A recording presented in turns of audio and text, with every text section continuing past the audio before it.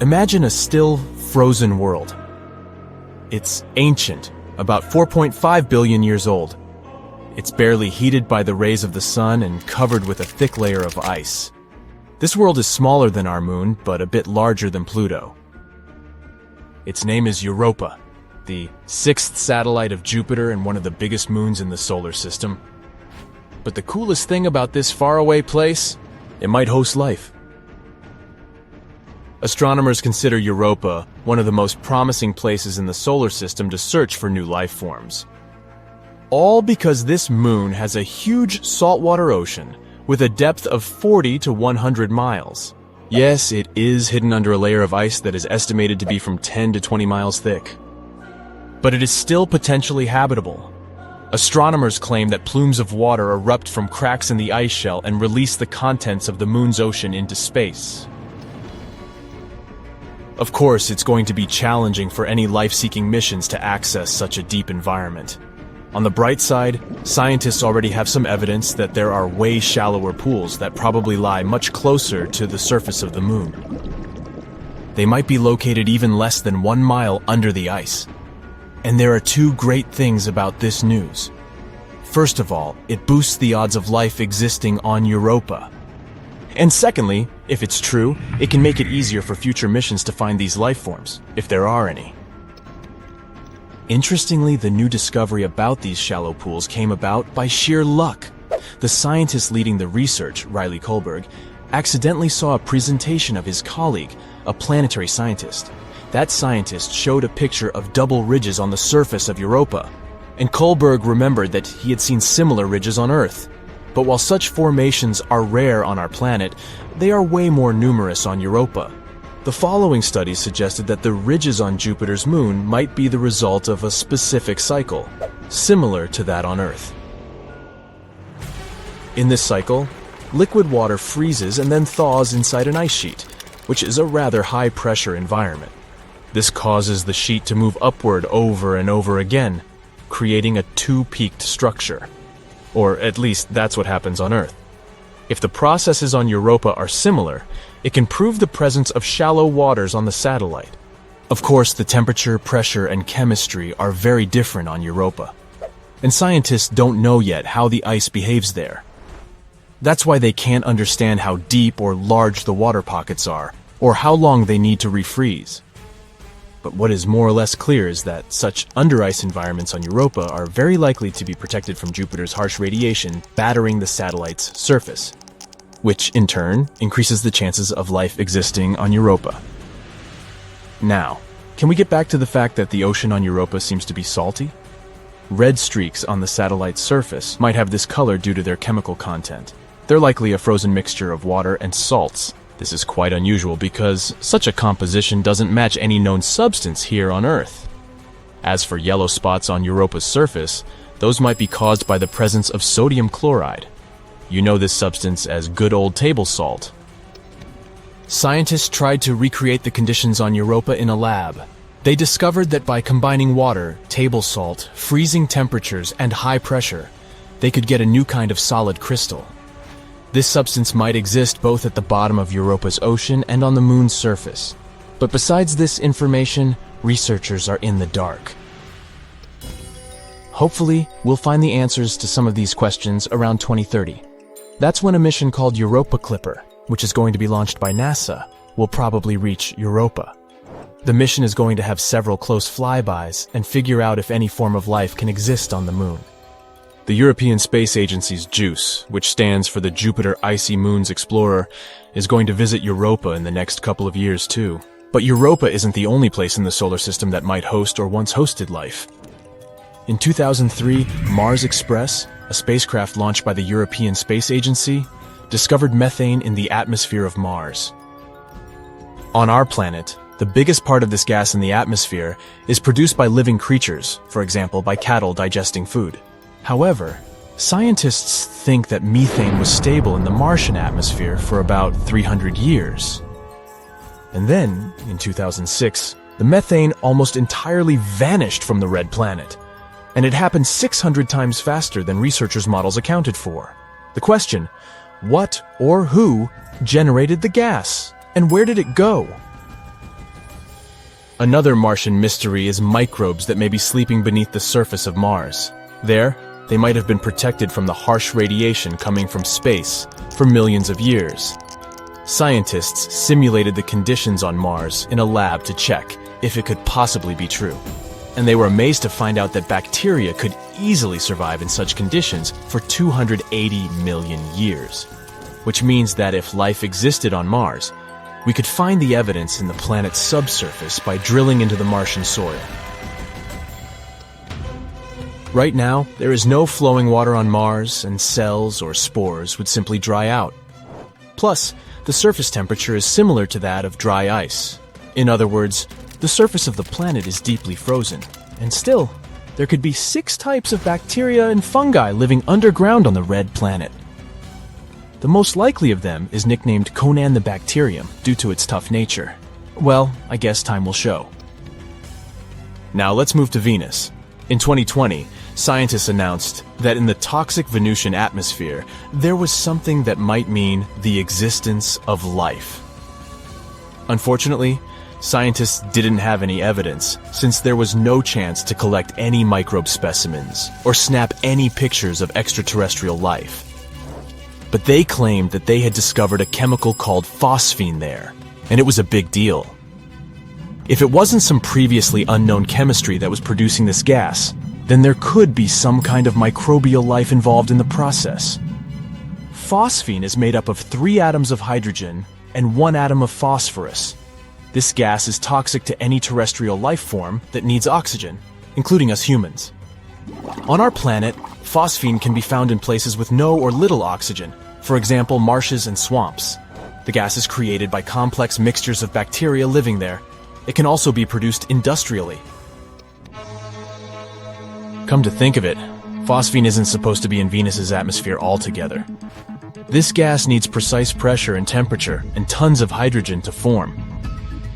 It wouldn't be all that surprising to find it on Saturn or Jupiter, famous gas giants. But on Venus, totally unexpected.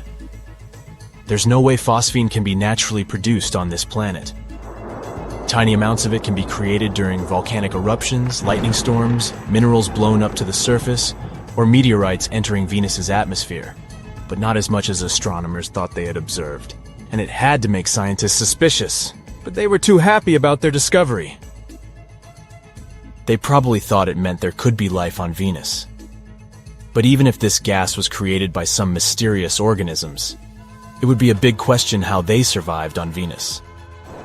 On our planet, some microbes can thrive in environments with an acidity of 5%, but no more. On Venus, though, clouds are almost entirely made of acid, containing more than 90% of sulfuric acid. The Venusian atmosphere is also 50 times as dry as the driest place on our home planet. And indeed, in 2022, thanks to better and more high-resolution telescopes, it was concluded that there was no phosphine in Venus's atmosphere. Or even if there was, it was a very small amount. So far, we need to look for signs of life further away from Earth. Look up. Find that little yellow dot. That's Titan. It's Saturn's largest moon, and the 2nd largest moon in our whole solar system. And it might be the only place in our solar system where there's liquid water, besides Earth. Plus, it has an atmosphere that serves as a shield against solar radiation and cosmic rays, just like Earth. If life was a house, Titan would have a lot of the bricks you'd need to build it. Strap in, you're heading over there.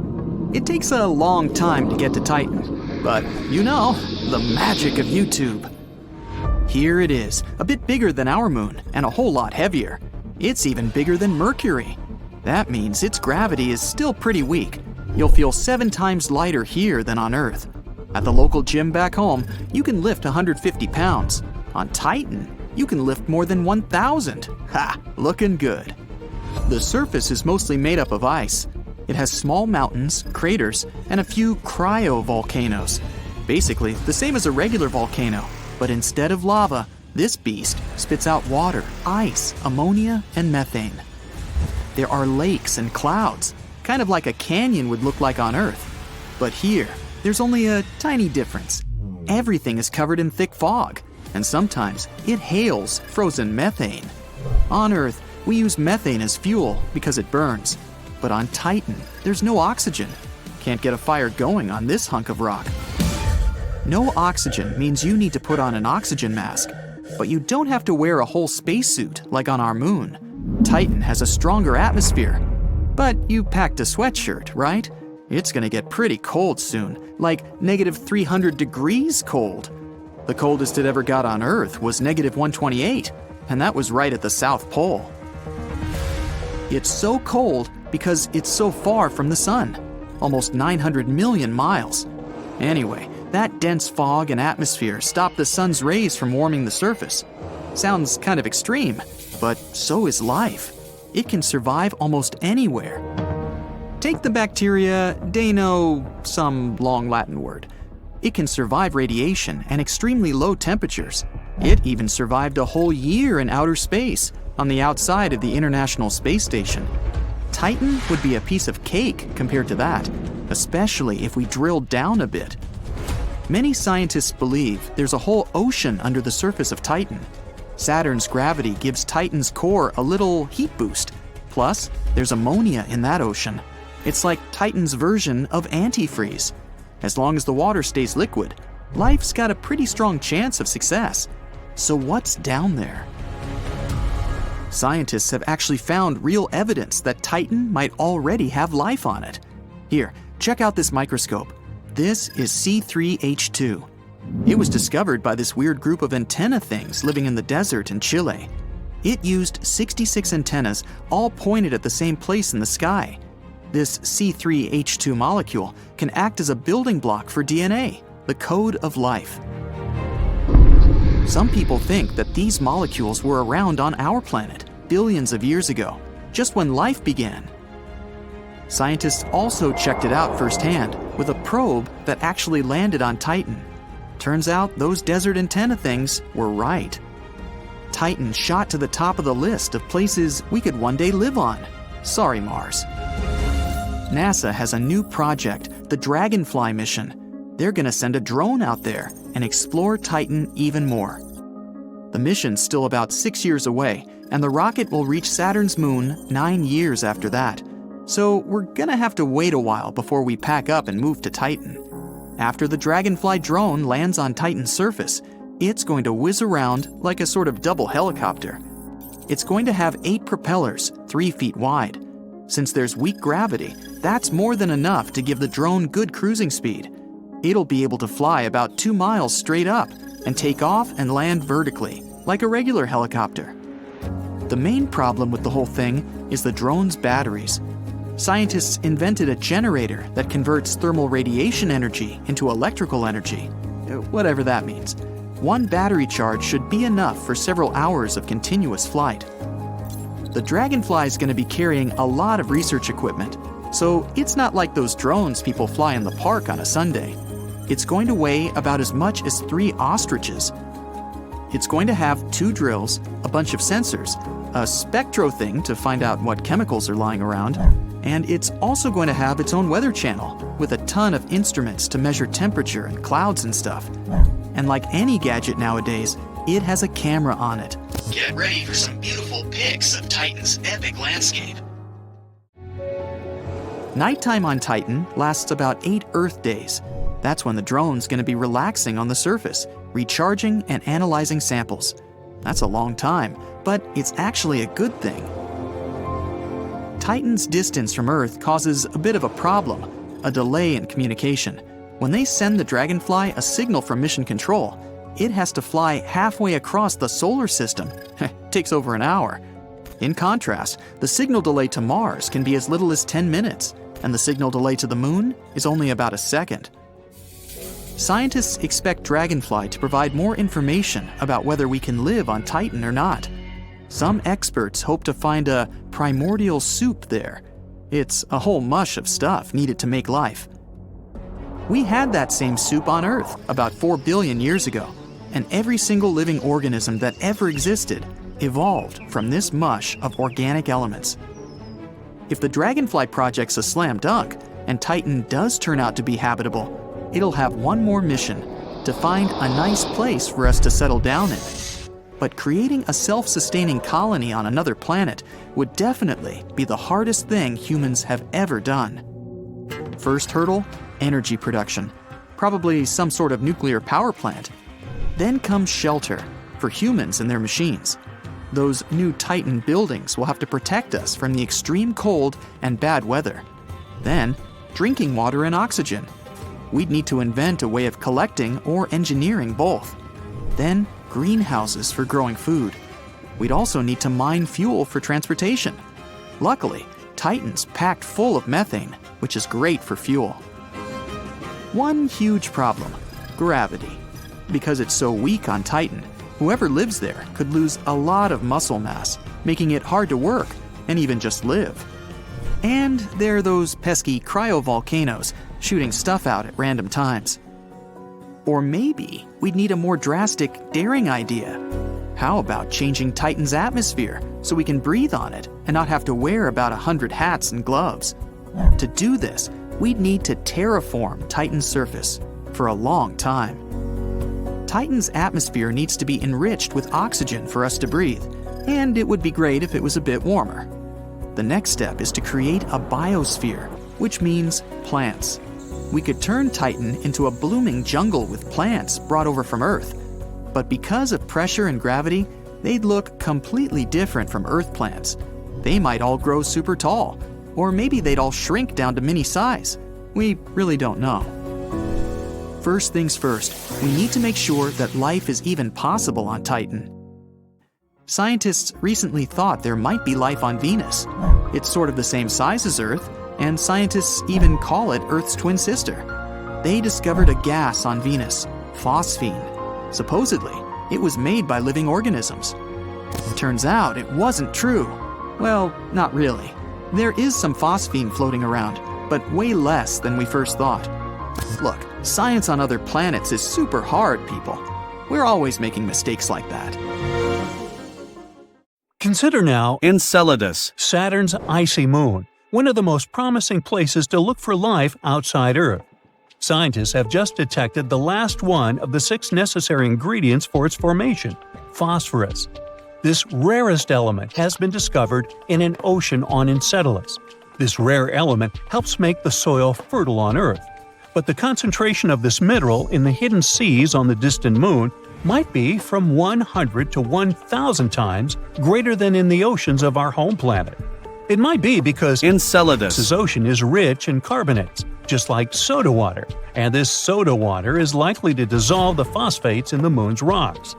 The new discovery also suggests that on other icy moons of Saturn, like Titan, the waters may be loaded with phosphorus too. Why are scientists so excited about this mineral? Well, phosphates, which are compounds that contain phosphorus, are crucial components of life on Earth. DNA, RNA, and cell membranes contain them. But among those 6 elements required for life, which are carbon, hydrogen, nitrogen, oxygen, phosphorus, and sulfur, phosphorus is the least common.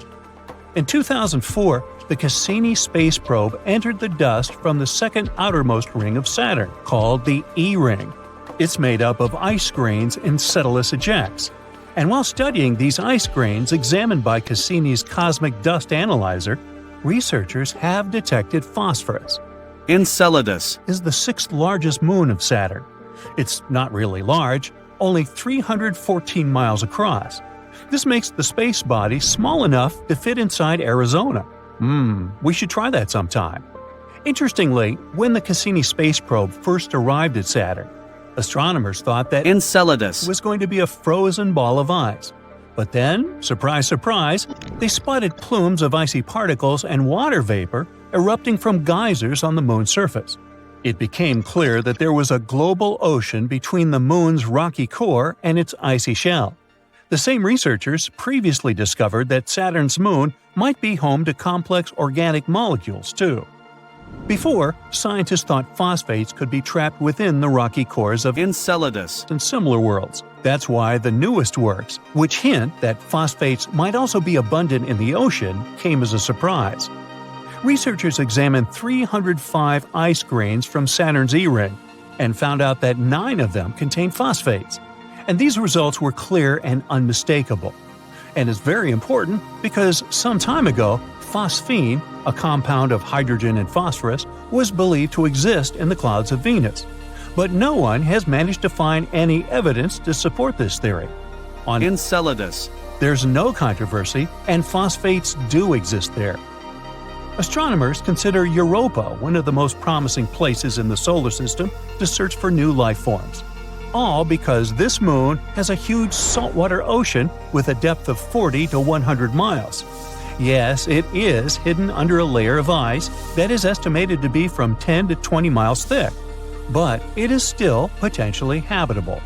Astronomers claim that plumes of water erupt from cracks in the ice shell and release the contents of the moon's ocean into space. Of course, it's going to be challenging for any life-seeking mission to access such a deep environment. On the bright side, as we are, scientists already have some evidence that there are way shallower pools that probably lie much closer to the surface of the moon. They might be located even less than 1 mile under the ice. And there are two great things about this news. First of all, it boosts the odds of life existing on Europa. And secondly, if it's true, it can make it easier for future missions to find these life forms, if there are any. Then we've got Titan, Saturn's largest moon. It's smaller and has lighter gravity than Earth, but it still reminds us of our planet. Like on Earth, nitrogen dominates its atmosphere. Titan is the only other world in our solar system with lakes and rivers. These water bodies are made of hydrocarbons, methane, and ethane. There's also a subsurface ocean of water, but it's located very deep down, and no one has figured out yet if this ocean makes contact with anything under the surface. If it does, it could provide fuel for life after mixing with complex chemistry on the surface. But Encetylus and the other icy moons aren't the only place in the solar system that might host or once hosted life. In 2003, Mars Express, a spacecraft launched by the European Space Agency, discovered methane in the atmosphere of Mars. On our planet, the biggest part of this gas in the atmosphere is produced by living creatures, for example, by cattle digesting food and emitting, gas. However, scientists think that methane was stable in the Martian atmosphere for about 300 years. And then, in 2006, the methane almost entirely vanished from the red planet. And it happened 600 times faster than the researchers' model accounted for. The question? What or who generated the gas, and where did it go? Another Martian mystery is microbes that might be sleeping beneath the surface of Mars. There, they might have been protected from the harsh radiation coming from space for millions of years. Scientists simulated the conditions on Mars in a lab to check if it could possibly be true. And they were amazed to find out that bacteria could easily survive in such conditions for 280 million years. Ooh, that's a long shelf life. This means that if life existed on Mars, we could find the evidence in the planet's subsurface by drilling into the Martian soil. Right now, there is no flowing water on Mars, and cells or spores would simply dry out. Plus, the frozen temperature is similar to that of dry ice. In other words, it's deeply frozen. Let it go. And still, there could be 6 types of bacteria and fungi living underground on the red planet. The most likely of them is nicknamed Conan the Bacterium due to its tough nature. Well, I guess time will show. Anyway, if we don't find life outside Earth in our solar system, we could probably look for it on exoplanets, which is what planets outside our star system are called. Some of them look very promising. The closest to Earth exoplanet is Proxima Centauri b. It's a mere 4.2 light-years away from Earth. Recently, astronomers have found out that this world might resemble Earth even more than they previously thought. It's just 17% more massive than our home planet. It orbits a star that is dimmer and less massive than the Sun. Proxima Centauri b is in the middle of the star's habitable zone. This means that the chances of liquid water and life might exist on the planet. It looks like the exoplanet is tidally locked with its parent star. One of its sides faces the star at all times, and the other is always in the darkness. Scientists haven't figured out yet whether the planet has an atmosphere, is traveling too close to its star, and completes one orbit within 11 Earth days. The radiation from the star might be pulling the planet's air away. If this is the case, Proxima Centauri b isn't likely to have liquid water on its surface. Gliese 832c is 16.2 light-years away from Earth. In the cosmic scheme of things, it's a stone's throw away. This exoplanet is 5 times as massive as Earth and travels much closer to its parent star. That's why a year on this planet lasts a mere 36 days. But since this star is a red dwarf, much cooler and dimmer than the Sun, Gliese 832c gets as much light and heat as our planet. At the same time, it's still unclear if it's similar to Earth. The planet probably has a much thicker atmosphere that creates a runaway greenhouse effect. This phenomenon occurs when a planet absorbs more heat from its host star than it can release back into space. This means that Gliese 832c is more likely to resemble scorching hot Venus rather than the relatively cool Earth. Hey, I'm cool with that.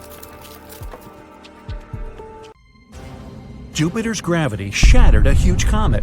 It wasn't enough for the space monster. A real catastrophe happened. The shards didn't fly in different directions. They lined up and rushed towards Jupiter like the rail cars of a train. 21 fragments up to 1 mile in diameter burst through Jupiter's atmosphere. Fireballs at the speed of 37 miles per second bombarded the planet's shell. They heated the space around them to 50,000 degrees Fahrenheit. That's higher than the temperature in the Sun's upper atmosphere and 312 times hotter than you need to boil an egg. Well, I'm not hungry anymore. The impact was like from a rock falling into a pond. The meteorite fragments formed giant plumes on the surface of Jupiter. Substances from its lower atmosphere rushed upwards.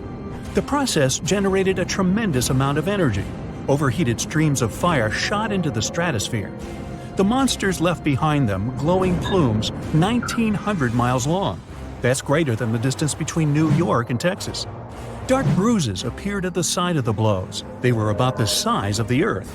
Comet Shoemaker-Levy 9 was the name of the violator of Jupiter's boundaries. The collision of celestial bodies happened in July 1994. It was a scientific sensation. For the first time in human history, a catastrophe of this magnitude was observed. The attack raised an important question for astronomers. Why is Jupiter unlucky? Space monsters attack it thousands of times more often than the Earth or any other planet in the solar system. Alright, let's see. You decide to board a starship and travel to the mysterious Jupiter. A space probe would need 2 years to get there, but your starship is faster. You'll be there in… Great, the journey only took a second. Jupiter is actually big. It could fit 1,300 Earth-sized planets in it. It looks beautiful thanks to gas clouds. This planet has no solid surface, but there's a strange stain on its surface. It looks like a huge eye that can fit 3.5 Earths. This storm will scare anyone. It's 10 times higher than Everest, and the wind rushes at a speed of 300 miles per hour. It's been going on for 350 years. You wouldn't hide from such a storm in a car, so it's good you're in the starship. If all the planets of the solar system merged into one superplanet, the new object would still be 2.5 times smaller than Jupiter. Large size also affects gravity. Spacecraft use Jupiter as a springboard to jump. The giant's gravity increases their flight speed and helps them reach their target faster.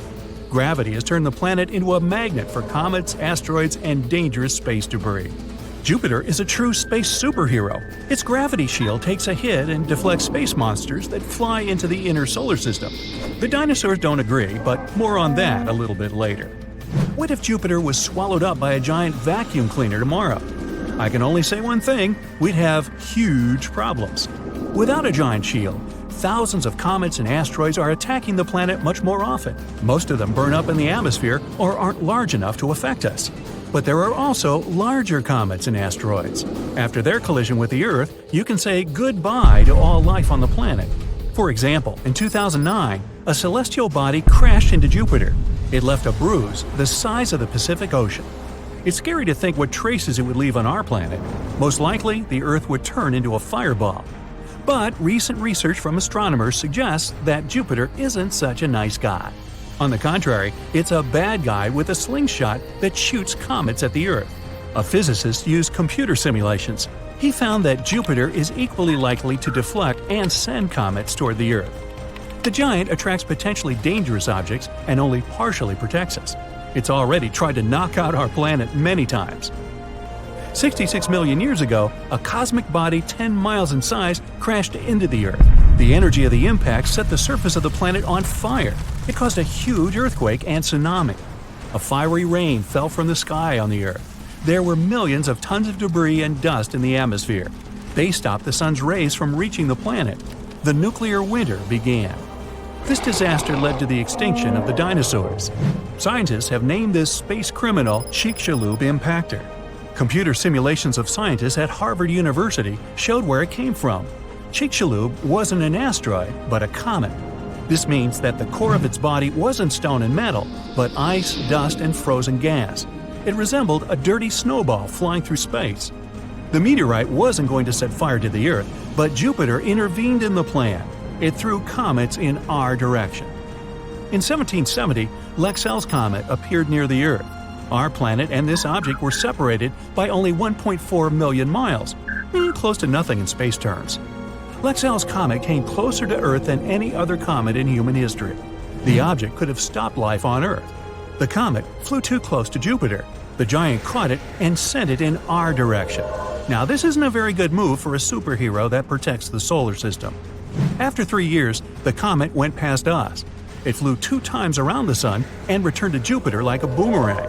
This time, the giant pushed the comet out of the solar system. But let's not blame Jupiter. Scientists believe that without this gas giant, life on Earth would most likely never have happened. Jupiter sent meteorites toward Earth, which carried organic molecules and water with them. They were the building blocks from which earthly life began. Nobody knows if comets would come with a valuable cargo without Jupiter and its dangerous gravity. If you fly away from Earth to the center of the solar system, you'll see the Sun. 8 planets are flying around this star. There's a belt of more than 1 million asteroids between Mars and Jupiter. One theory says there was only the Sun at the very beginning of the solar system's existence. Clouds of stone and dust surrounded the star. These particles attracted each other and formed planets over millions of years. Jupiter didn't want any new neighbors. Its powerful gravity prevented rocks and dust from uniting into planets. They remained asteroids and gathered in a belt inside the solar system. If today all the asteroids merged into one planet, we'd get a cosmic body that would weigh only 4% of the mass of the Moon. Previously, the belt was densely populated, but Jupiter's gravity threw 99% of the asteroids to other places in space. Jupiter isn't the only one that plays a role in the development of life on Earth. Our main assistant is the Moon. It's the only natural satellite of the Earth. Jupiter has 79 satellites, and every year there are more and more of them. Jupiter is also surrounded by rings, but they aren't as beautiful as Saturn's and are practically invisible. The rings are composed of small black particles. This is the dust that the meteorites eject into space after colliding with the moons of Jupiter. The Moon is responsible for the ebb and flow of the ocean. It regulates the life of bees, fish, birds, and amphibians. Even you feel the influence of the Moon every day. Changing the brightness of the disk in the night sky regulates the level of melatonin in your brain. This hormone is responsible for circadian rhythms, which are important for healthy sleep. The Moon came about thanks to another catastrophe, like many other things in space. Millions of years ago, the Earth looked like a ball of hot lava. There was no water or air. It was enveloped only in carbon dioxide and nitrogen. At this time, another planet the size of modern Mars crashed into the Earth. Scientists named it Theia. At a speed of 8,900 miles per hour, it collided with the Earth. The impact of incredible force threw millions of tons of material into space. The debris gathered into a ball that became known as the Moon. Scientists have almost solved the mystery of the Moon, but they don't know if there's a solid core in the middle of Jupiter or if it's dense hot soup that hangs in space. Jupiter has the largest ocean in the solar system. It's made of liquid hydrogen, not water. If Jupiter were 80 times more massive, it would turn into a bright star. Jupiter is a unique place that will never be home to humans. The pressure inside the planet is 2 million times greater than on the surface of the Earth. Extreme pressure and temperature would ruin any spacecraft that's gone too far. I guess that means Jupiter would have a crush on you. Bang! Another hit on Jupiter. Let's see. Gas giant, the largest planet in the solar system, 318 times bigger than the Earth, 2.5 times bigger than the rest of the planets in the solar system put together. One more interesting thing. If it got any bigger, it would actually become smaller. You see, with more mass, the planet would be denser. That would cause Jupiter to start pulling in on itself. Scientists say Jupiter could have 4 times greater mass, but still keep the same size. It takes 10 hours to make a full rotation on its axis. It's the fastest spinning planet in our solar system and gets hit by so many space objects all the time. This was discovered by amateur astronomers observing Jupiter and saw some unusual flash at the planet's surface. Impact events cause flashes like that, and for some reason, Jupiter gets more impacts than other planets. In 1994, astronomers discovered Shoemaker-Levy 9, a comet that broke apart and collided with the gas giant. The original comet was approximately the size of one that erased the dinosaurs. However, this asteroid fell apart into more than 20 fragments. They darkened the planet's surface, and it remained like that for months. 15 years later, in 2009, astronomers saw a black spot on Jupiter, the size of Earth. It was the result of an asteroid around 650 to 1,650 feet in length. The biggest asteroid recorded on Earth hit the area of Tunguska, Russia in 1908. This caused a massive explosion, even though no one ever found a crater. So, why is Jupiter the target for so many space objects? Asteroids and comets that pass by Earth and Jupiter go almost at the same speed. The number density of the space object that may interact is almost the same too. But the cross-section of what they might hit is very different. Jupiter has 11 times the diameter of our planet, which means it has around 125 times the cross-section. The more massive some planet is, the stronger its gravitational attraction. So, it will entice some space objects drifting by. Our gravitational field is weaker than Jupiter's. If some object passes near us moving at a speed of 22,300 miles per hour or less, our gravitation will attract it. Asteroids and comets usually move at bigger speeds. Jupiter attracts most of the comets and asteroids passing by. If our planet was hit by such big objects as frequently as Jupiter, we'd have extinction like with dinosaurs thousands of times more often. In 2020, scientists found there was an unusual asteroid in the orbit of Venus, the first one there. The size of a small mountain and rich in minerals we can find in Earth's deep rocks. They even think it could be a clue to a bigger set of asteroids created when our solar system was forming. That's not the only mystery around Venus. The planet has insanely violent winds that drive clouds and storms around the planet at speeds greater than 220 miles per hour. That's 60 times faster than Venus itself rotates. Also, scientists are still not sure what happened with its oceans. They believe since the planet is so close to the sun, the water evaporated and went into the atmosphere as steam. It trapped heat coming from the sun, heat that would have vaporized more and more water over time. Venus probably had an environment like on Earth, but a very long time ago. The theory says many comets and asteroids were slamming into Venus. Billions of the planet's pieces were flying all around. Some may have even crashed into Earth's moon. Pieces that slammed into our planet are probably buried very deep, since we have greater geological activity than the moon. Uranus also had a collision, but a more serious one than asteroids. The rest of the planets in our solar system mostly have an axis of rotation that kind of points up from the elliptical plane. Uranus is tilted, lying on the side, so a season there lasts 42 years, when either its south or the North Pole is pointed at the sun. Most of the planets also rotate counterclockwise when you see them from above our solar system. Venus does the opposite, which means maybe it was kicked off axis a long time ago. Uranus may have collided with the other space body millions of years ago. When our solar system was still very young, the orbital configuration of Saturn and Jupiter may have crossed. Their gravitational forces kind of created orbital momentum and transferred it to Uranus. That knocked it off axis. Millions of asteroids orbit the Sun, and not so many pass by Earth from time to time, so we don't have some dangerous space bodies coming toward us. The plan is to visit Mars in the 2030s, and scientists hope Mars won't be a target of some bigger space bodies. New craters are formed on the red planet every 1 to 2 days. They can be 13 feet across, which means they could have been formed by objects that are the size of a soccer ball. Since the atmosphere there is thinner than ours, smaller bodies can enter easier. Most of the Martian north is smooth lowlands.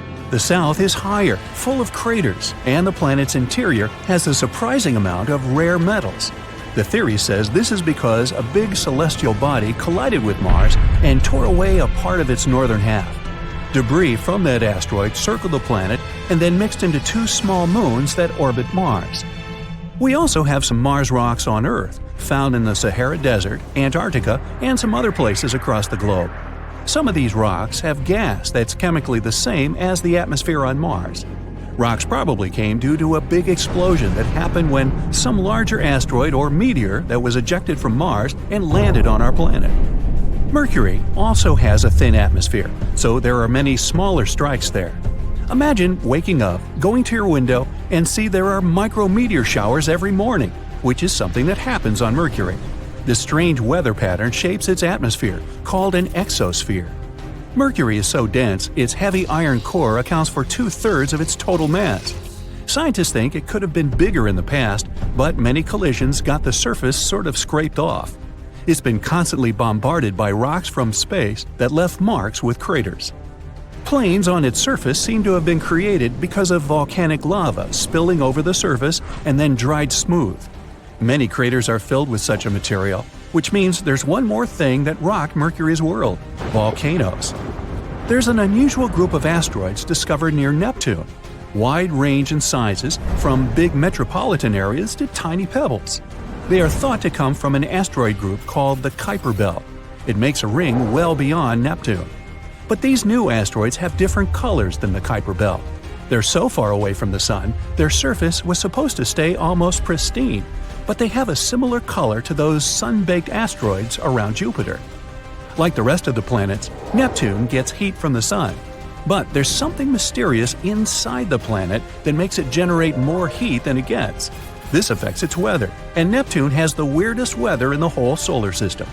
Massive storms, insanely high winds, cirrus-like clouds that rapidly change all the time.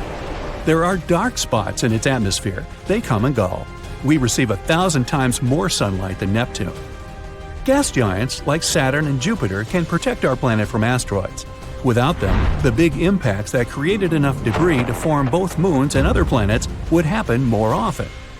There's a huge asteroid going around Saturn, which could be a potential flyby by 2031, more than 10 times bigger than the asteroid that erased the dinosaurs.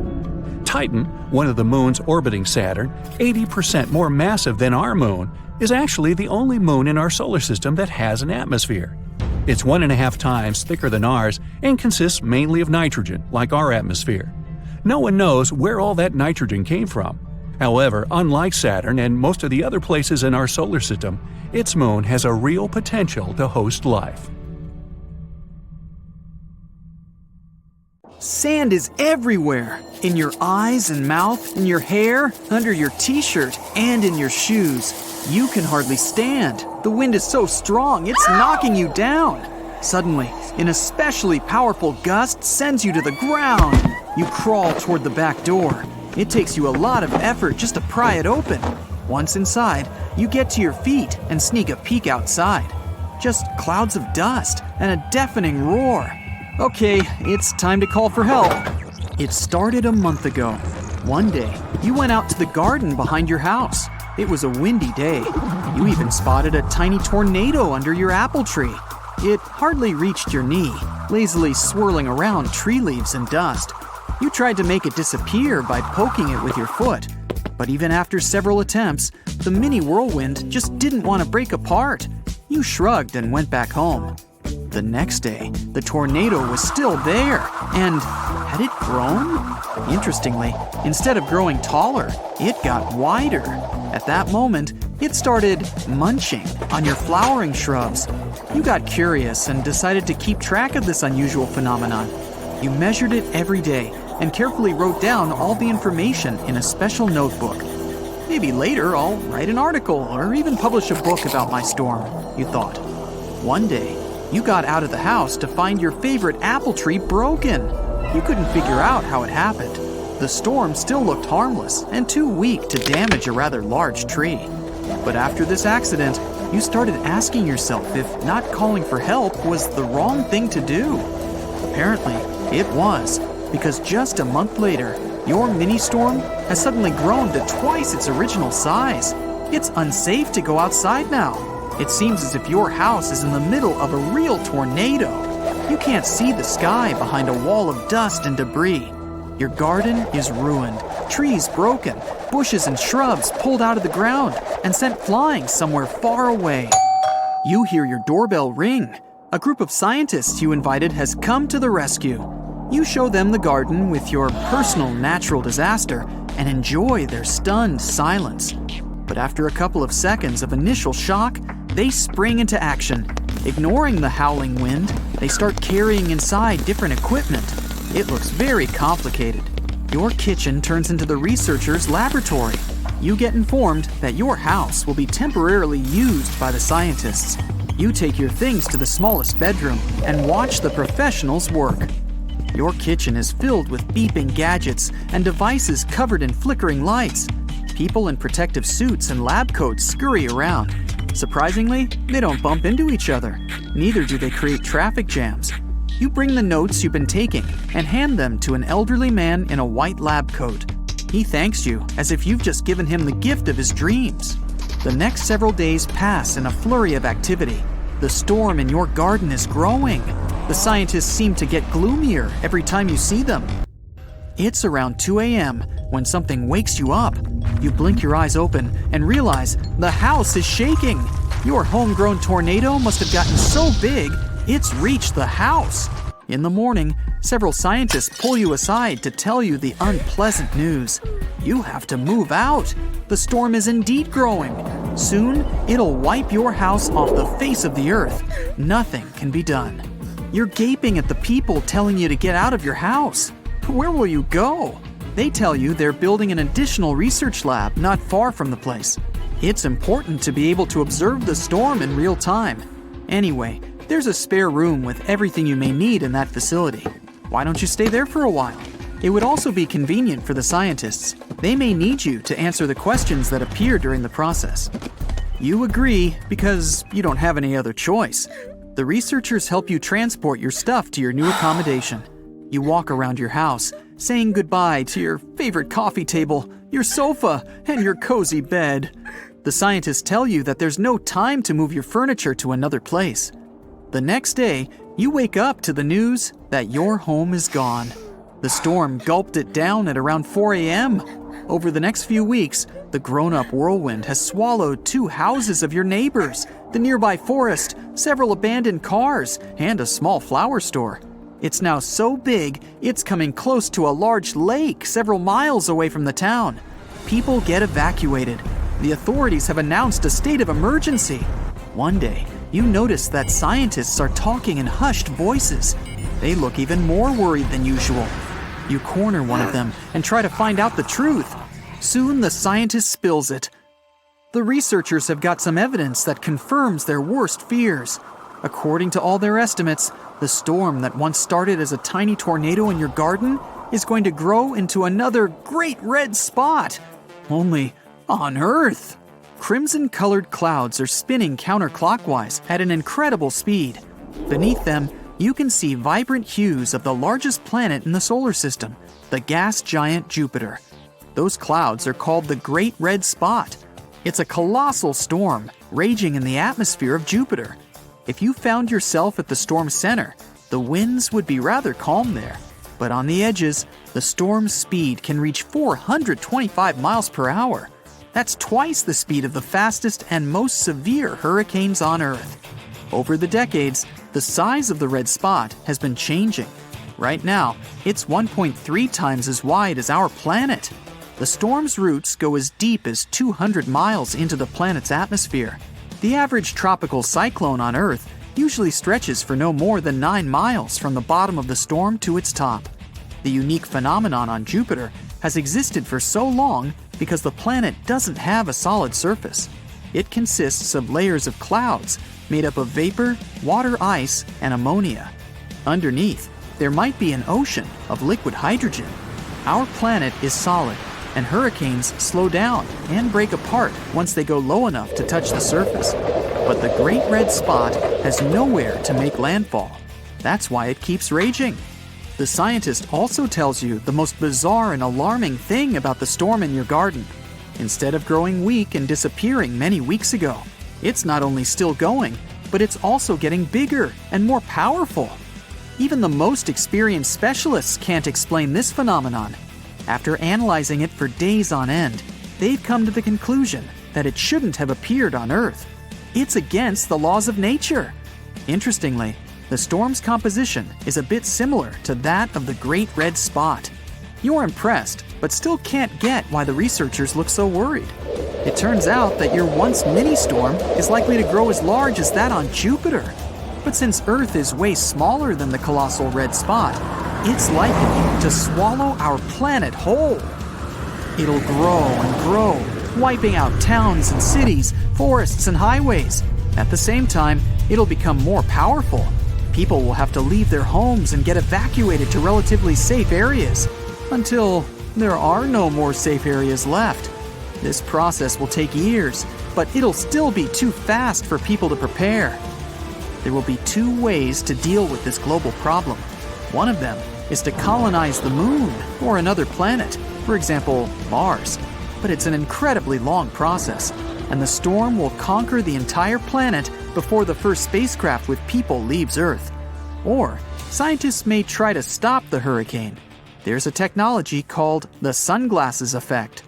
Billions of tons of dense gas get pumped into the atmosphere.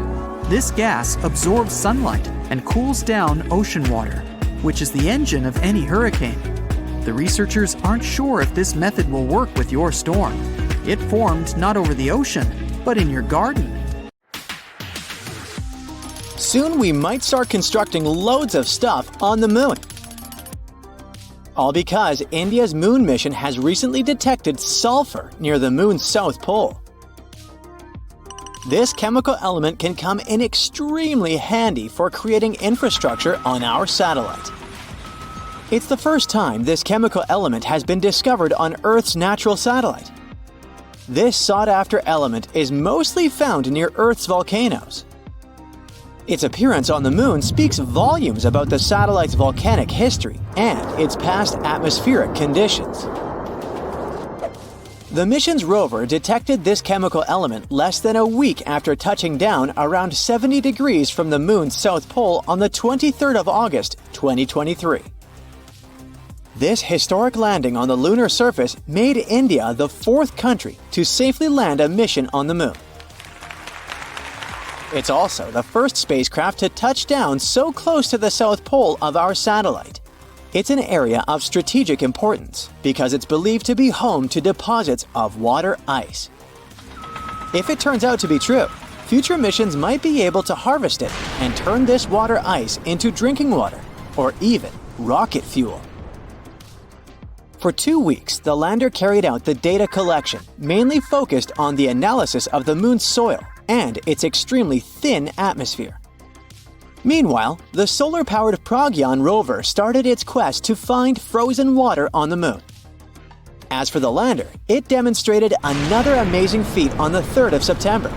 The spacecraft fired up its engines and lifted itself for about 16 inches into the air.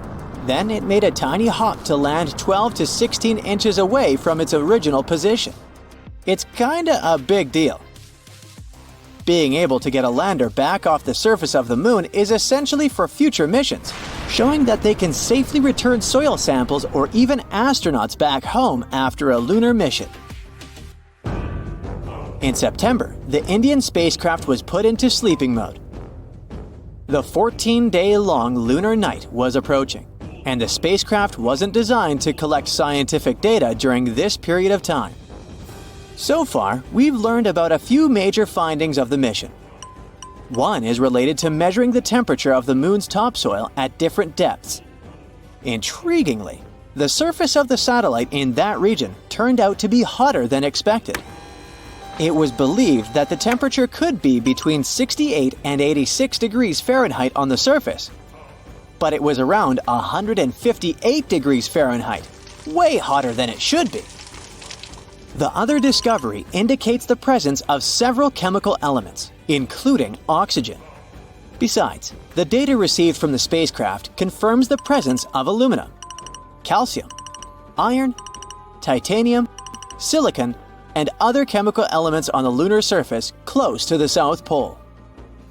The rover also used special instruments designed to measure quakes and rumbles beneath the lunar surface to detect some seismic activity. It brings us back to the sulfur detected thanks to the rover's spectroscope. Scientists are currently working on figuring out whether this element formed on the surface in a natural way or whether it's the result of volcanic activity or a meteor strike. Another astonishing thing found on the moon is a rock, and it may be the oldest known Earth rock. A 0.7-inch wide chip included in a large rock collection brought to our planet by Apollo astronauts might actually be a 4-billion-year-old fragment of Earth. This finding could help us paint a better picture of the intense pounding early Earth got at the dawn of its life. It could go like this. Soon after the rock formed, an asteroid impact might have blasted it from Earth.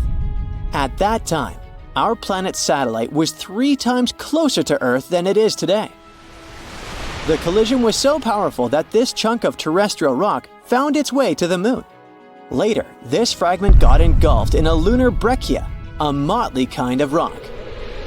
Eventually, the rock was brought back home to Earth by Apollo 14 astronauts. Even though scientists had found meteorites coming from Mars and the Moon before, it was the first time a rock from the Moon turned out to be a terrestrial meteorite. They also found out that the rock had formed in a water-rich environment at temperatures and pressures corresponding to those at around 12 miles beneath the surface of our planet. In 2019, China's Chang'e 4 mission made history by landing on the far side of the Moon.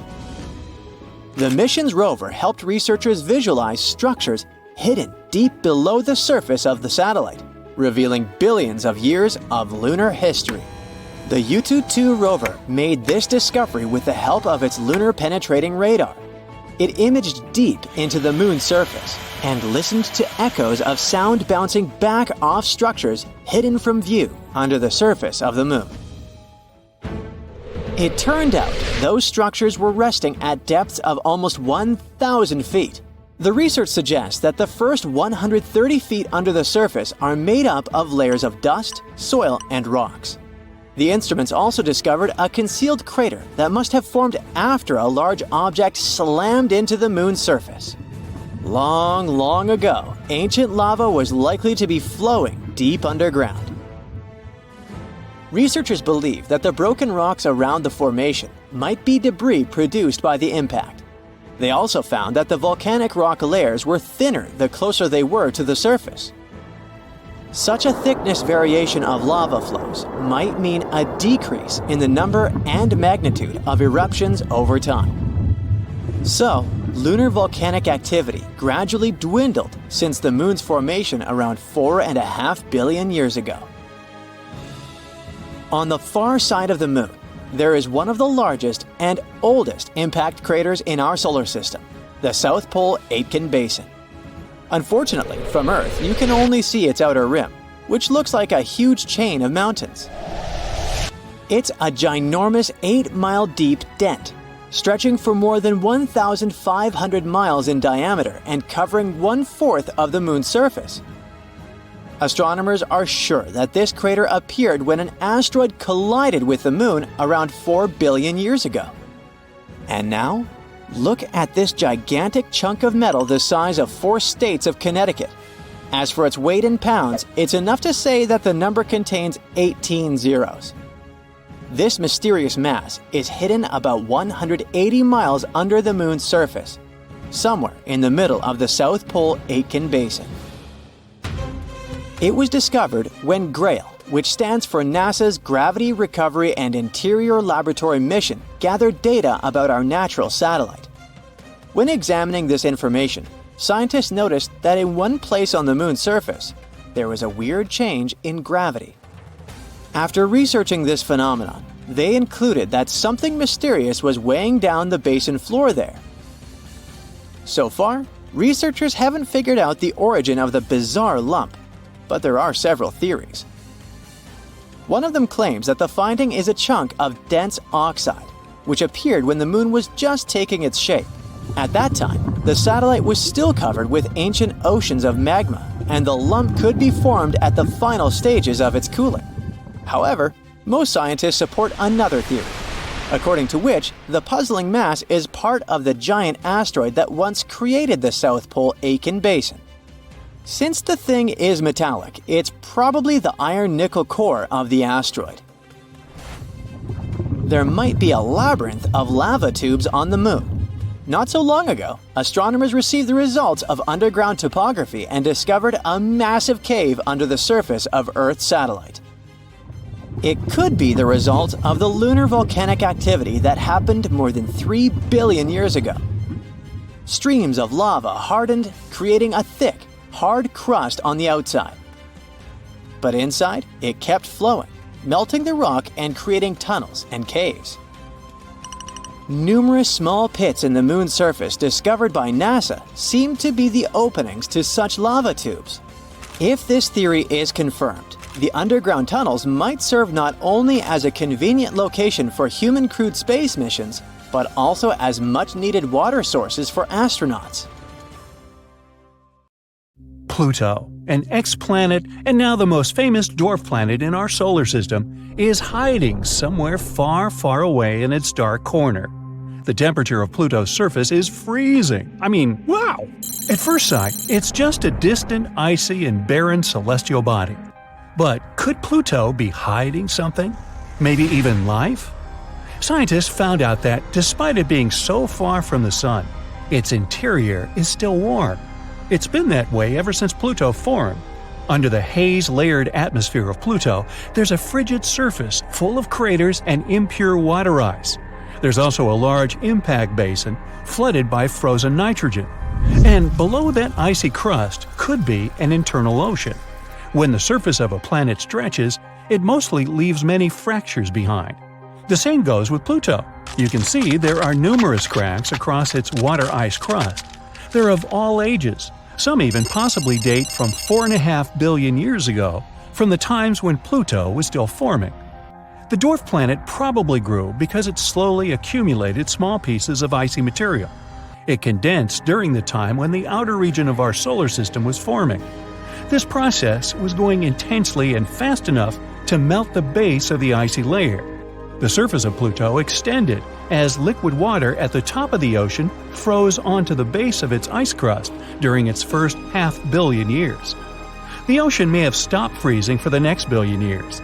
The buildup of radioactive heat temporarily balanced the rate of heat escape to space.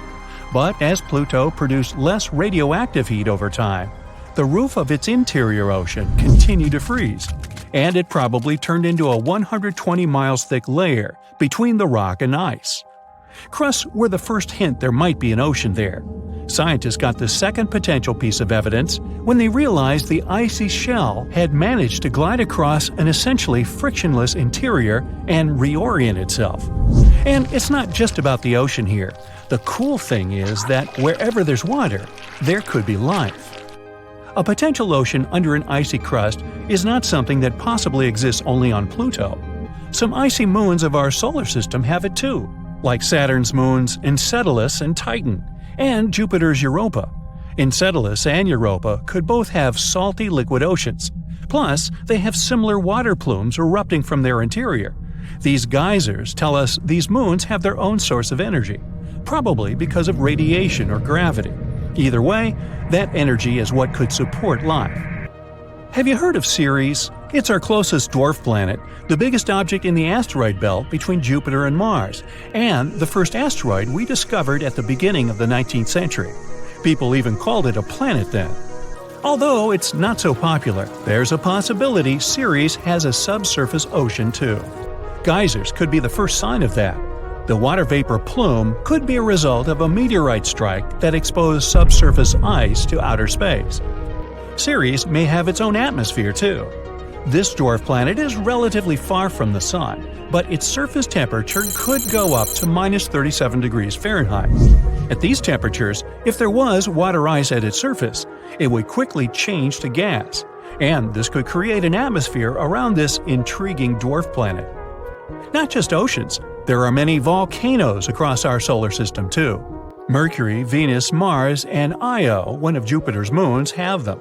But apart from the Earth, Io is the only one that has more than 400 active volcanoes. 150 of them erupt at any given time. Scientists suspect there could be some volcanic activity on Venus and Jupiter's moon Europa too. But they can't check if that's true because Venus has an extremely thick atmosphere and Europa has a thick ice shell. And even though volcanoes in other spots are no longer active, we know they used to be because of specific landforms they left behind – hills, valleys, plains, mountains, and especially lava channels. It's like when you're watering your plants on the front porch, you see water flowing down your sloped driveway along specific pathways. This creates small channels, a lot like lava does. Our moon may have also had active volcanoes back in the age when dinosaurs were still roaming around. If they had had telescopes, they might have seen something spectacular – lava fiercely oozing from the surface of the moon. Astronauts took images of Ina, an unusual volcanic deposit on the moon, and there are 70 similar patches in the volcanic plains they found on the side of the moon that faces our planet. Some of them are over 1 billion years old, but some could have been formed less than 100 million years ago, and dinosaurs went extinct 66 million years ago. Speaking of dinosaur extinction, could Jupiter have been the main culprit for that? No one knows where this space rock that hit our home planet 66 million years ago came from, especially with such force. It left a crater off the coast of the Yucatan Peninsula in Mexico, and it probably caused earthquakes, tsunamis, and fierce volcanic eruptions that brought troubles not only to dinosaurs, but to nearly 3/4 of all animal and plant life on Earth. But some believe Jupiter was the one that flung the comet into the Earth. Gravity is a tricky force that can make the solar system act like a big pinball machine. Jupiter is our most massive planet, which means it has extremely strong gravity. It's like a guardian of our solar system that kicks many incoming comets away, sometimes bringing them pretty close to the Sun. As they get there, these comets can experience extremely strong tidal forces that break them apart and, in the end, create long chunks of a comet. And one of these chunks probably went towards the Earth. Have you heard of the story of Triton? Neptune has 13 moons, and Triton is the largest of them. It's the only giant moon in our solar system that has a retrograde orbit. It means it circles its parent planet in the opposite direction of its rotation. Scientists believe that's because Triton used to be in the Kuiper Belt, a disc-shaped area located in the outer solar system, past Neptune's orbit. And it's possible that Neptune's gravitational force pulled it out of that region millions of years ago. Pluto may have originated within the Kuiper Belt too. Pluto and Triton are almost the same. They have similar density, mass, and surface material. Now Triton is locked away in synchronous rotation with its parent planet Neptune, far away from what we believe is its homeland. Now, the most distant object we've discovered so far in our solar system is a mysterious planetoid called, wait for it, Far, Far Out.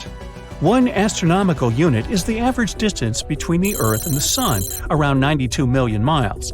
Well, Far, Far Out is 132 astronomical units from the Sun, 4 times farther away than Pluto. Since it's so far away, Far, Far Out needs about 1,000 years to finish a single circle around the Sun. Far out! Have you ever imagined what would happen if 2 gas giants collided?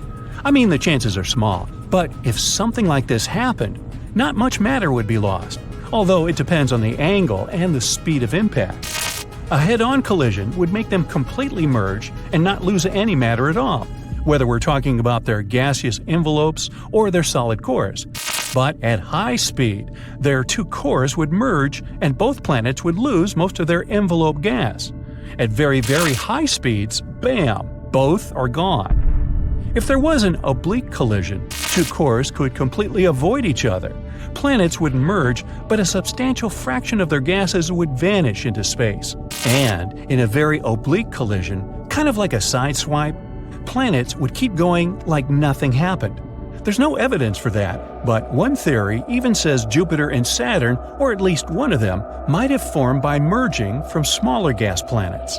Yep, it's all about gas. Uh-oh, hurricane alert! Everyone's hiding! The speed of the wind outside is more than 75 miles per hour. Seems like a lot, but this storm is moving at 400 miles per hour. Wait, do such speeds exist? Yep, but to see a storm that fast, you'll have to travel to Jupiter. So let the journey begin. The planet is huge. Almost 1,300 Earths could fit into this gas giant.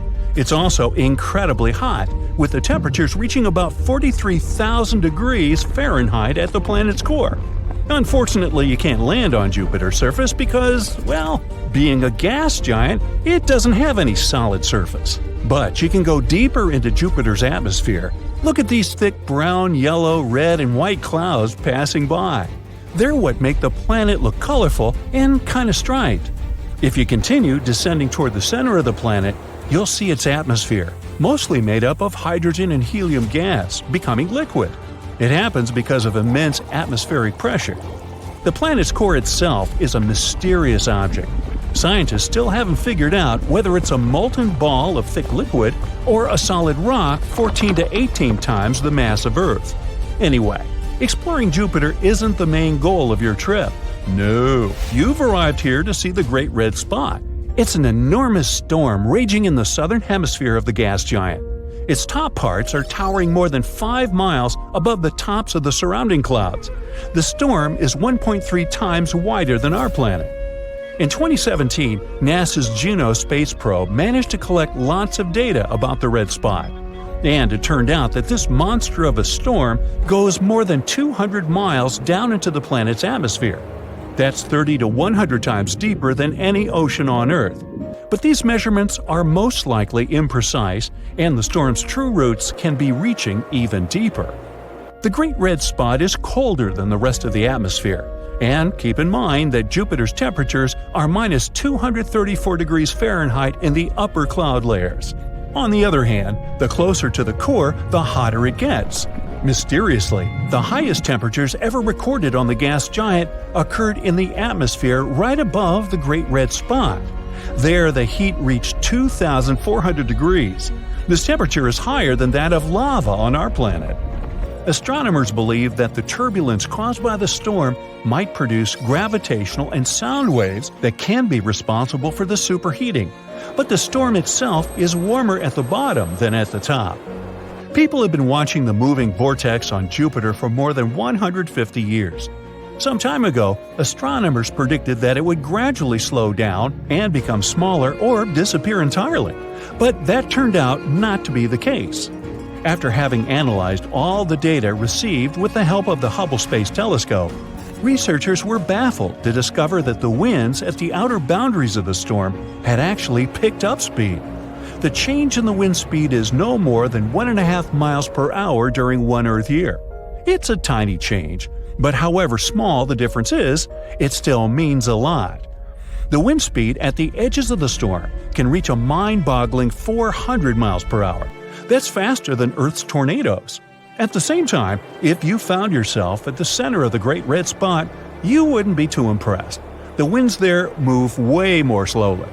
Scientists faced lots of challenges when they were trying to understand the mystery that was the Great Red Spot. It's unclear what fuels the storm. Can it be the nature of the storm's home planet? Since it's a gas giant, Jupiter doesn't have any solid ground, so there's no friction, which might be the only thing that could make the storm weaken. The hot gases in the planet's atmosphere are always moving, rising, falling, swirling, just like on our home planet, where cooler and warmer air mix and merge into one another, forming giant circling storms. Astronomers think that once, several enormous storms could have come together and created the Great Red Spot. And now, it keeps going by constantly drawing cool gases from below and hot gases from above. Plus, the storm might be absorbing other smaller vortices. This makes the Great Red Spot even more powerful.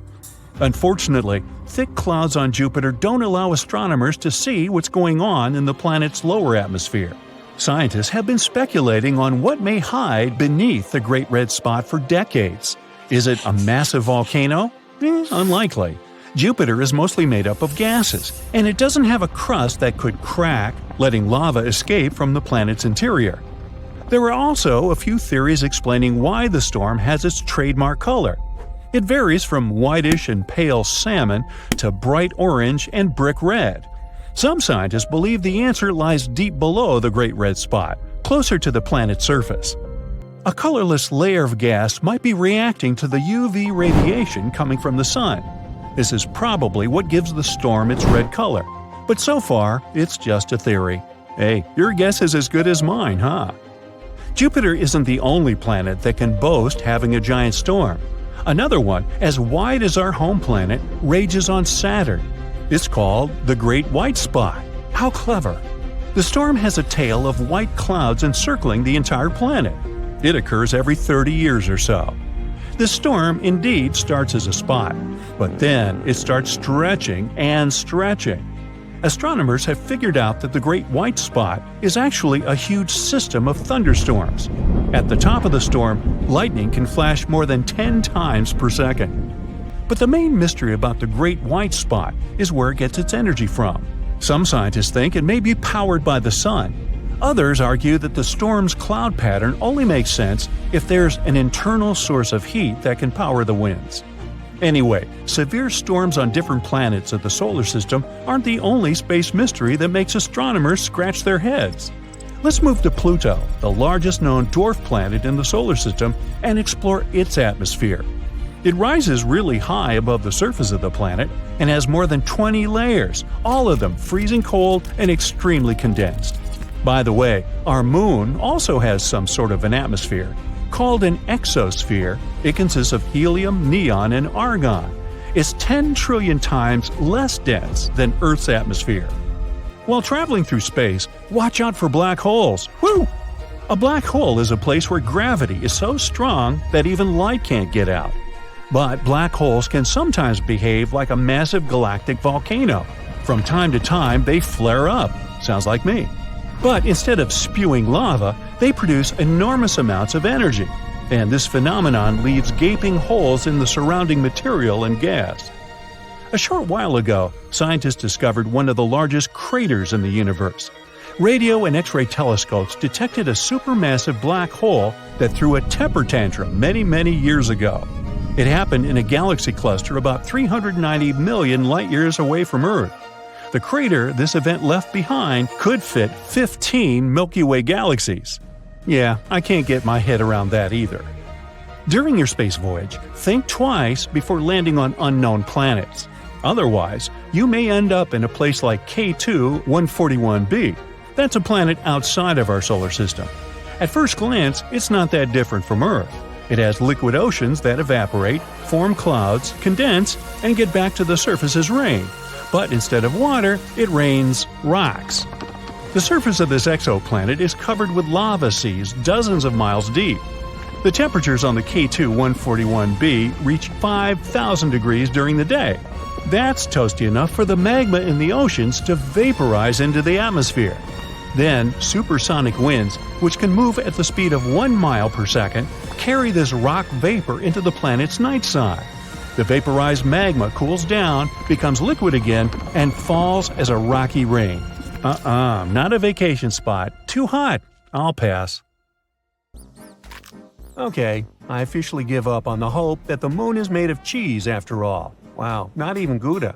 The shiny lunar ball, or a curved banana, or half of a coin, depending on what phase it's in, has different layers inside, just like Earth. One of these layers is called the inner core. About 20 years ago, scientists were observing how the moon rotates. Using that data, they concluded that it had a fluid outer core. But the inner core was hard to study, so they didn't know if it was solid like a rock or molten like a hot liquid. But things are clearer now. Astronomers have collected data from different missions, including the Apollo missions, where astronauts went to the moon and gathered information themselves. Plus, they've used a special technique called seismic data. This method is all about studying how sound waves move through things. Take earthquakes on our planet as an example. When an earthquake happens, it creates waves that travel through the ground. Scientists can detect and analyze these waves to learn more about Earth's interior. The same idea can apply to other objects in our solar system, or planets, or, in this case, the moon. When quakes or moonquakes happen, They generate sound waves, and by carefully listening to and studying these waves, scientists can create a detailed map of what's inside the object. They can figure out things like different layers, what they're made of, and how they're arranged. To check the moon's deep interior, scientists also use something called laser ranging. This method measures the distance between the surface of the Earth and the moon very precisely. And ta-da! Our natural satellite's inner core is a dense, solid ball made of iron, just like Earth's. It's about 310 miles wide, which is nearly 15% the size of the entire moon. Researchers also have stumbled upon evidence that supports the theory that the layer between the moon's surface and its core, called the mantle, has been moving around as the moon evolved over time. This movement is something we call lunar mantle overturn, and it could explain why we find elements rich in iron on the lunar surface. Mantle material ends up being carried upward, and the volcanic rock remains in the moon's crust. Some of the materials in this rock were too dense, like me, so they just sank back through the lighter crust material all the way to the core mantle boundary. It's like a cycle where the moon's mantle material goes up during volcanic activity, carries iron-rich elements to the surface, and then sinks back down. There's another mystery scientists have been trying to solve. What caused the moon's magnetic field to weaken and nearly disappear over time? It seems that now that we know about the iron core and the global mantle overturn, we might get some more answers about the moon's magnetic field. Knowing what the inner core is like can help us better understand the moon's history as well as the history of our entire solar system. Now, one of the theories that's widely accepted about the origin of the moon says there was a massive collision between Earth, in its early stages, and another mysterious object in our solar system. It's called the Large Impact Theory, and this collision was so strong it ripped off a big chunk of the primitive molten Earth.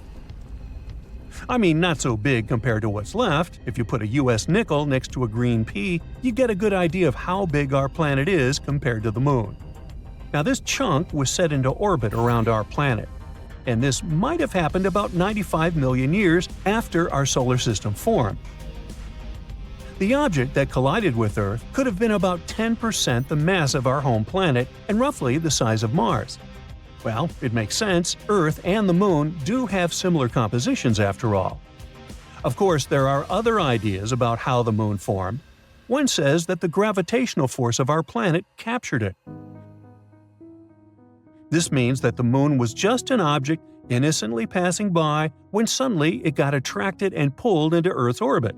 There's even a hypothesis that Earth stole the Moon from Venus. Ooh. In that case, the Moon shouldn't complain. I guess the view is way better here. So yeah, the Moon and Earth are similar when it comes to rocks and some minerals. But the Moon doesn't have the same atmosphere as our planet.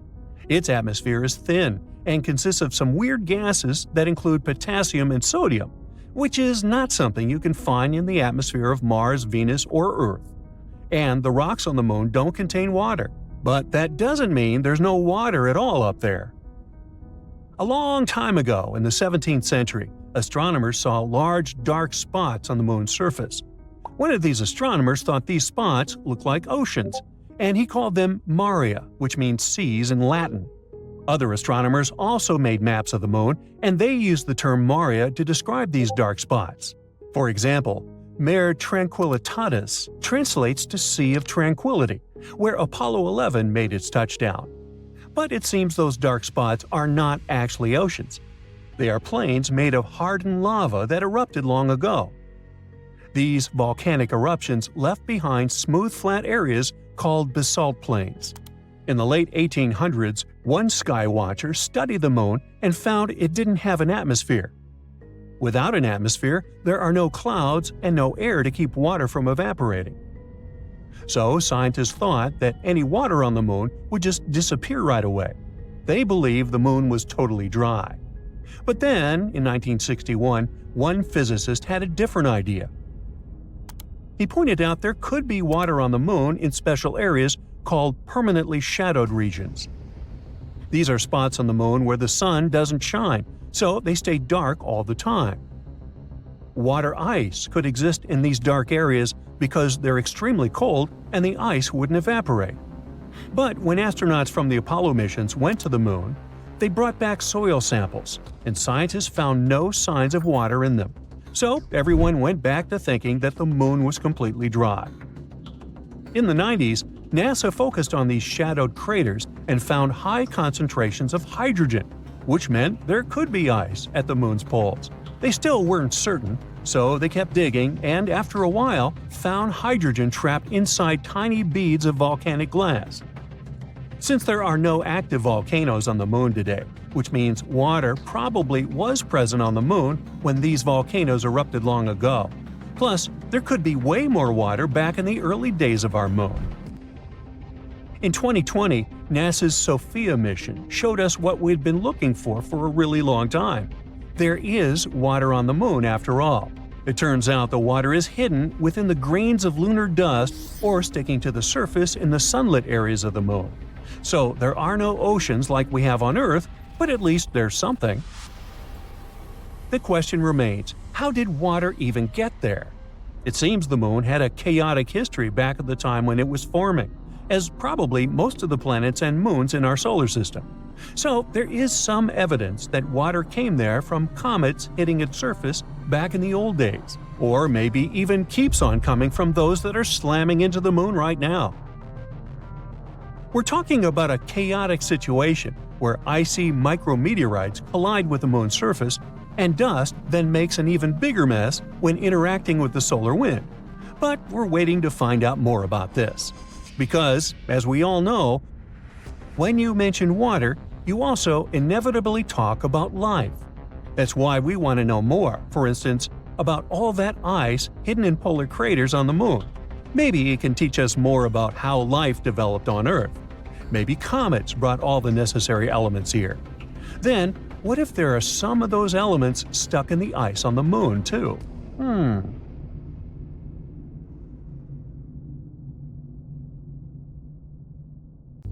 It's dark outside, almost 2 a.m. You go outside and look at the sky, and here it is, bright, full moon. You might think you know a lot about Earth's natural satellite, but let me ask you this: how did it form?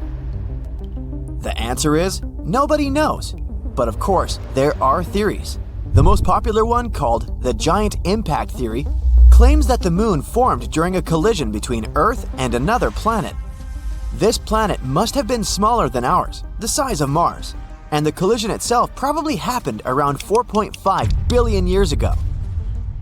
Another theory, called the capture theory, claims that the Moon used to be an asteroid or some other wandering body. It formed somewhere else in the solar system. When it was passing by Earth, it got caught by our planet's gravity.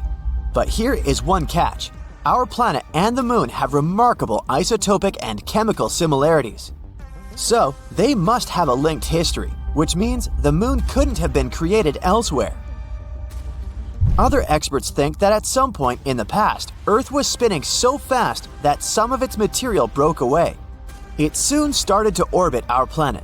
That's how the Moon appeared in the sky. But again, there's one problem.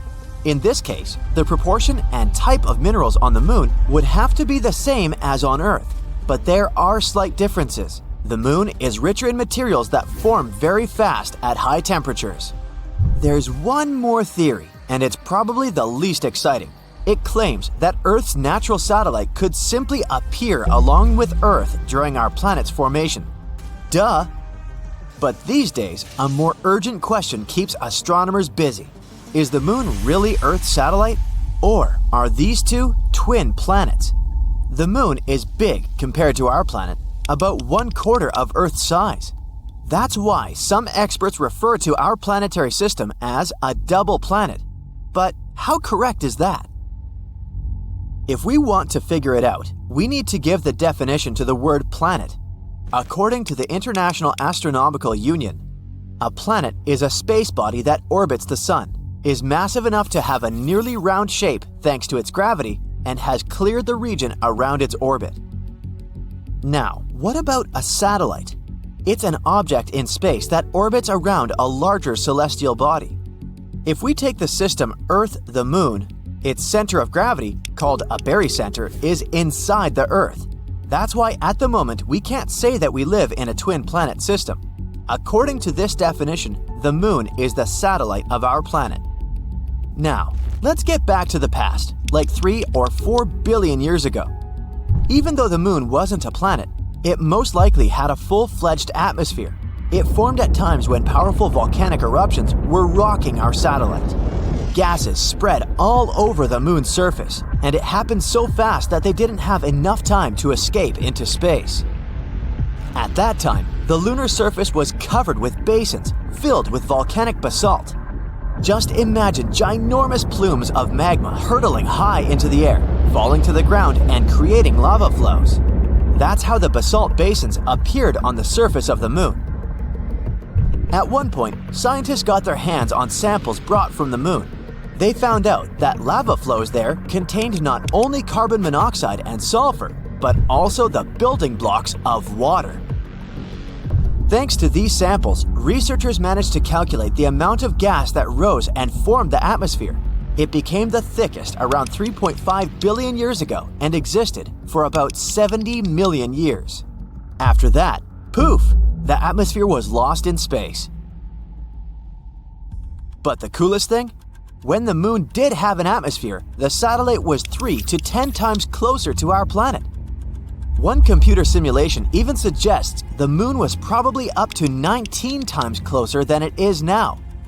The distance between it and our planet could be 18,600 miles, while these days our satellite is around 240,000 miles away. That's why the moon looked much, much bigger in the sky. Unfortunately, at that time, not even dinos were around to admire the view. These days, the atmosphere of the moon is almost non-existent, and that's why the satellite can't protect itself from meteorites. The surface of the moon is dotted with craters. For comparison, there are about 190 identified impact craters on our planet. Many of them are hidden by vegetation or covered with water. But if we speak about the moon, the number is so much greater, several million, and around 5,000 of them are more than 12 miles across. And since the moon is less seismically active than Earth, these craters and other ancient formations stay in perfect condition for centuries. When you look at the moon, it's the brightest object in the night sky. But in reality, its surface is dark because the reflectance of our natural satellite is just a bit higher than that of asphalt. You might know that the moon's gravitational pull causes tides on our planet, making the oceans bulge out on both the side closest to the moon and the one farthest from the satellite. But that's not all. The moon also slows down Earth's rotation. This phenomenon is known as tidal braking. It increases the length of a day on Earth by a bit more than 2 milliseconds per 100 years. The moon is also moving away from Earth at the same rate at which your fingernails grow. That's about 1.5 inches per year. If one day the moon floats away into space, our planet will have to live through tough times.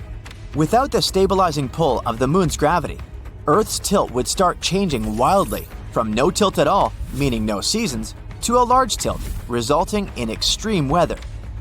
Even though the moon's surface is mostly dormant, Earth's natural satellite still experiences moonquakes. One theory suggests that they may be happening because the moon is shrinking as its insides are cooling. Scientists say that the moon has become around 150 feet skinnier than it used to be several hundred million years ago. To help you understand it, picture a grape turning into a raisin. It wrinkles while shrinking. The same is happening to the moon. It's shrinking and it's wrinkling. But unlike the grape, the moon doesn't have flexible skin. Its surface is hard and brittle, so as the moon gets smaller, the crust cracks and breaks, and its sections get pushed over neighboring parts. Want to know another cool thing about the moon? A recent study claims that it has a tail, and every month it wraps around our planet like a scarf. This slender tail is made up of millions of atoms of sodium, and our planet regularly travels directly through it. Meteor strikes blast these sodium atoms out of the moon's surface and further into space. For several days every month, the moon remains between the sun and our planet. That's when Earth's gravity picks that sodium tail. Our planet drags it into a long stripe that wraps around its atmosphere. This lunar tail is totally harmless. It's also invisible to the human eye, 50 times dimmer than what you can perceive. But during those rare days, high-powered telescopes can spot its faint yellowish glow in the sky. The tail looks like a gleaming spot that's 5 times the full moon's diameter. And the spiciest fact for you, 2 or 3 years ago, an asteroid was pulled into Earth's orbit and started to travel around the planet. Even though it was no larger than an average car, it was still a big deal. Out of more than 1 million asteroids astronomers know about, it was only the second one to orbit our planet, called 2020 CD3. It was our temporary mini-moon. It didn't stay with Earth for long, though. The asteroid followed a random orbit and slowly drifted away. Temporarily captured objects such as 2020 CD3 are rare.